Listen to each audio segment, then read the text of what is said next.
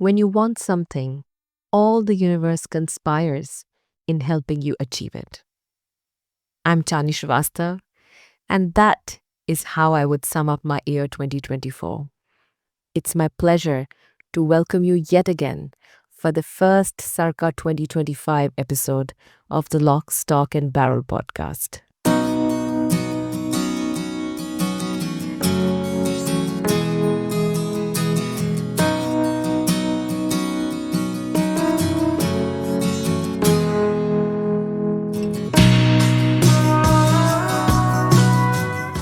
Of late, I find myself coming back to draw inspiration from the wisdom of William Hutchison Murray, OBE, in his 1951 book, The Scottish Himalayan Expedition. The book is an account of the first Scottish expedition in 1950 to the Kumaon region in the Himalayas between Tibet and western Nepal.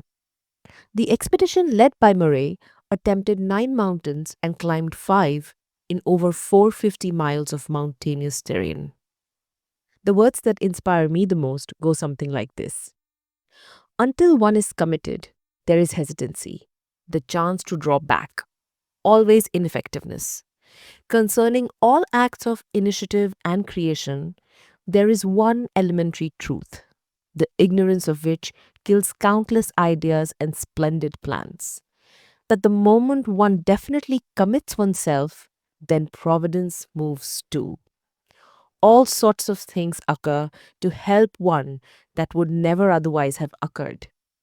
A whole stream of events issues from that one decision, raising in one's favor all manner of unforeseen incidents, meetings, and material assistance which no man could have dreamed would have come his way. I have learned a deep respect for one of God's couplets. Whatever you can do, or dream you can, begin it. Boldness has genius, power, and magic in it. Begin it now. It was a personal achievement for me in 2024, and I think it's an important lesson that I'm going to carry with me as I move forward in life. Interestingly and absolutely unexpectedly, opportunities kept presenting themselves throughout the year for me, on all occasions that I stepped into with genuine curiosity and no agenda. On all such occasions, as Oprah says for her aha moments, the universe rose up to meet me. I've been reflecting a lot lately on this past year, and a powerful realization for me has emerged. It's about this incredible connection between curiosity and opportunity. I've discovered that the most exciting things in my life, the projects, the collaborations, even friendships, have blossomed when I've approached the world with genuine curiosity. Not with an agenda, not with expectations, but simply a desire to learn, to explore, and just to see what's around the corner for me next. Think about it. Have you ever been in a conversation where you were truly engaged, truly curious about the other person's perspective?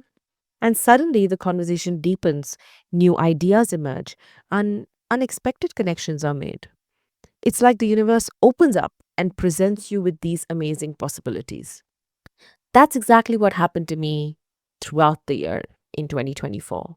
I stepped into countless situations with that open, a little bit trepid, curious heart, and incredible opportunities presented themselves. I say trepid because sometimes change can be scary. But once that passes, it feels like, and I'm not exaggerating here, like the universe was conspiring in my favor all along. It's a powerful reminder that when we put ourselves out there, when we embrace the unknown, when we are willing to explore new ideas and connect with new people, the path forward just reveals itself. It might not be the path we initially envisioned, which was exactly my case, but it's a path that will always be filled with growth and exciting opportunities. 2024 was truly a wild ride. I've launched new projects, the LTB newsletter and the podcast, explored new creative avenues, and even found myself in situations I never could have imagined myself in. And you know what? I love it. I love the feeling of constant evolution, of constant learning, and also of constantly growing as an individual and as a professional. Of course, this podcast is also a perfect example of this. It started as a simple idea, a way to develop thought leadership in an unexplored territory and connect with like minded individuals. And now look where we are. Speaking of connecting with people, I'm incredibly excited to introduce to you something new this month, a member circle of sorts. I believe deeply in the power of community, and these membership groups that we are about to form are all about bringing together amazing people for meaningful conversations and also for collaborative experiences. The idea for these groups started just as a seed, but now it's blossoming into something truly special, and I cannot wait to open its doors for you. But let me also be real. This journey hasn't been without its own fair share of challenges. There have been setbacks, frustrations, endless nights of working, and moments of self doubt. But even amidst those challenges, I'm incredibly proud of the steps I've taken, the risks I've embraced as an individual. And this podcast is a testament to the power of curiosity, of embracing the unknown, and of trusting my own intuition. It's a gift to myself. So I encourage you to embrace the same spirit in your own life. Step outside the comfort zone, explore your passions a little bit, and see where the path leads you. Maybe that's going to be a fun ride for you in 2025. On a professional front, I'm taking my learnings from 2024 into this year and aiming to speak to you about reimagining the way we work and the way we live in a way that uplifts us all. My aim is to bring about a mindset shift. So, when I do meet you as your chief sustainability officer or your chief legal officer, I can make you see sense in marrying purpose with profits. If we are to look at sustainable thinking and circularity as a key performance indicator or KPI for the future, then we must first shift our perspective to look at these things as being profitable for our collective future and worthy of our investments for our businesses. Many tech entrepreneurs that I usually work with get bogged down by the immediate costs of implementing strong data security measures, say, for example. They see it as an obstacle, something that eats into their profit margins. And I completely understand this.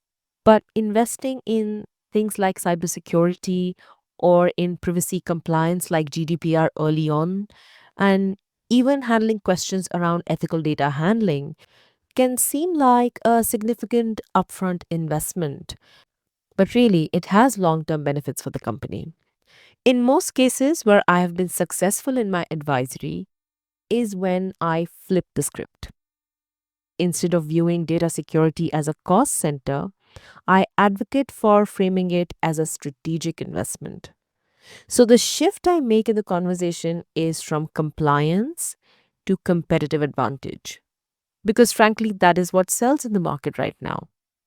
But I can tell you that behind the scenes, it's all about the mindset shift rather than technical advice that works. I'm here to work with you to identify and implement strategies that integrate sustainability into your core business strategy. And I assure you that in the long run, it will maximize both environmental and financial returns. But to drive that investment today, we'll have to look at it differently. If I were to just dole out technical suggestions without emphasizing ways to soften your perspective and try to focus your attention on how and who all your business or your life impacts, then it will just fall on deaf ears, which will just feed into the inertia of inaction all over again. For instance, this one time in a strategy meeting with a fashion entrepreneur, from a legal and sustainability standpoint, I emphasized the crucial need to reduce Scope 3 emissions. But I was instantly met with hesitation around the costs, and the discussion stalled on that point for weeks on end. And I understood where that was coming from. We are not wired to look at reducing Scope 3 emissions as a top priority. So, why should we be expected to be okay with extra upfront costs? Most of the entrepreneurs I know who are just starting out their businesses don't even know about scope 1, scope 2, and scope 3 emissions. And the costs are diffused in a way that it's natural to get bogged down by the labyrinth of it in front of you. You're going to be looking at things like developing new supplier relationships, investing in tracking systems, potentially sourcing pricier materials and facing perhaps increased transportation costs. You might even need to train employees and restructure your teams for them to function efficiently. But here's the rub, this isn't just about spending money, it's about investing in your company's long term success if you look at your renewed KPIs. You'll have to make sure that there's a mindset shift to consider that sustainability is a KPI for the planet. We all know that companies that prioritize sustainability are increasingly seen as more attractive, even to investors, consumers, and top talent in the market today. I believe that simply suggesting technical steps or giving free toolkits or how to guides has proven completely ineffective in motivating companies or budding entrepreneurs to prioritize this particular aspect.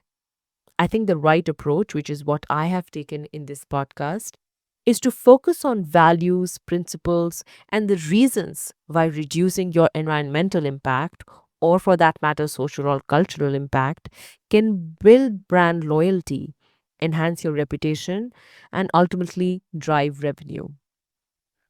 That's why I like to have conversations around these subjects outside the boardrooms so I can be effective in implementing these strategies inside those rooms.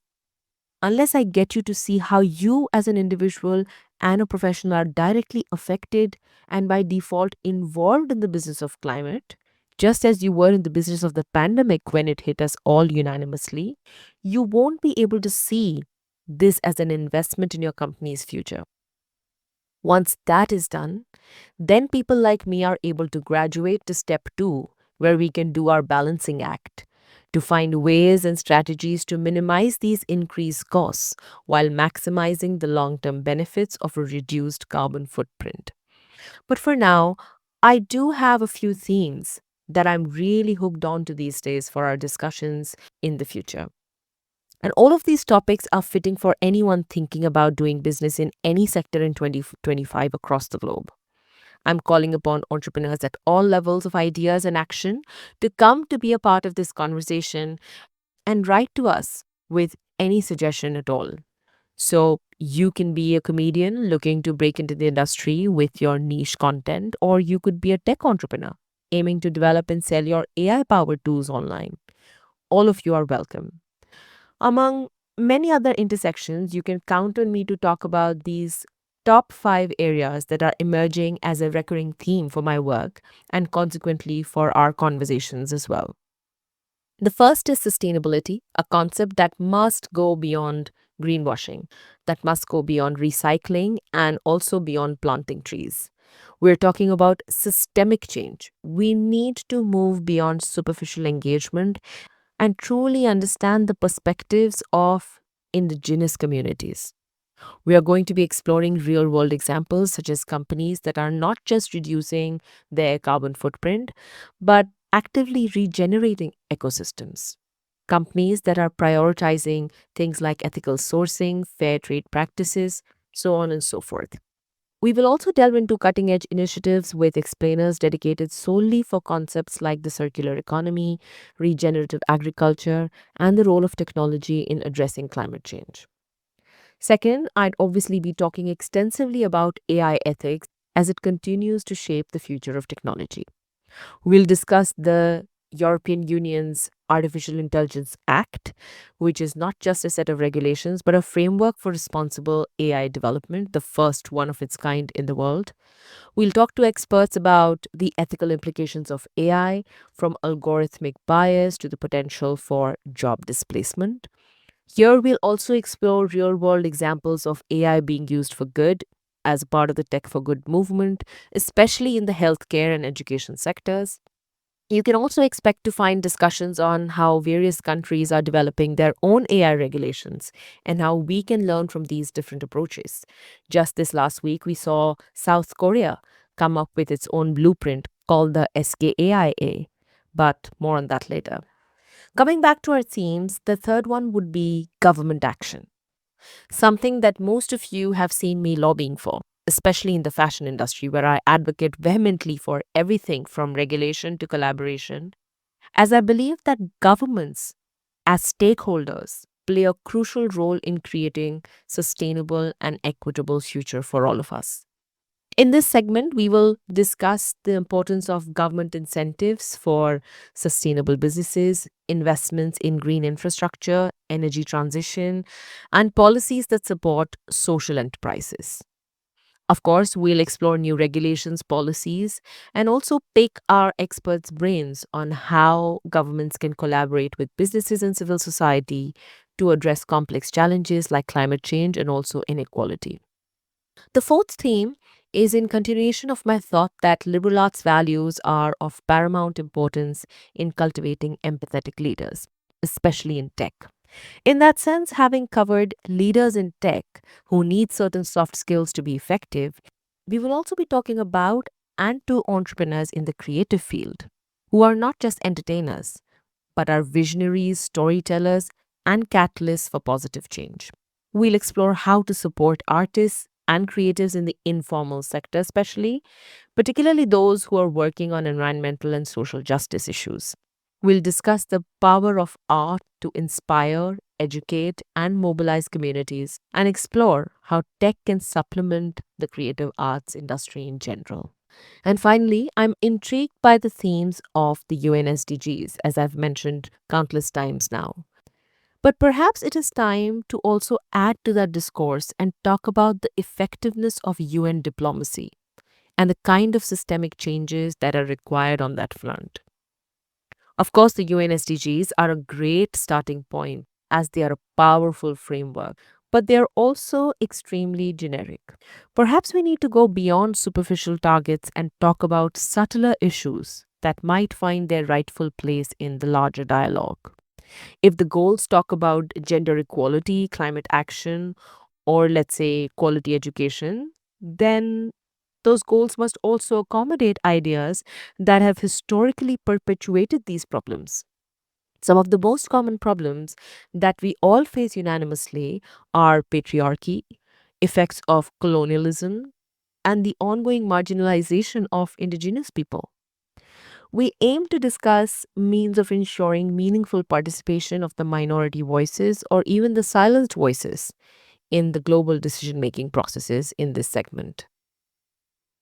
That wraps up a glimpse into my top 5 favorite themes, and I invite you to contribute to any of these themes or anything outside the themes that can become a part of our conversation on this podcast.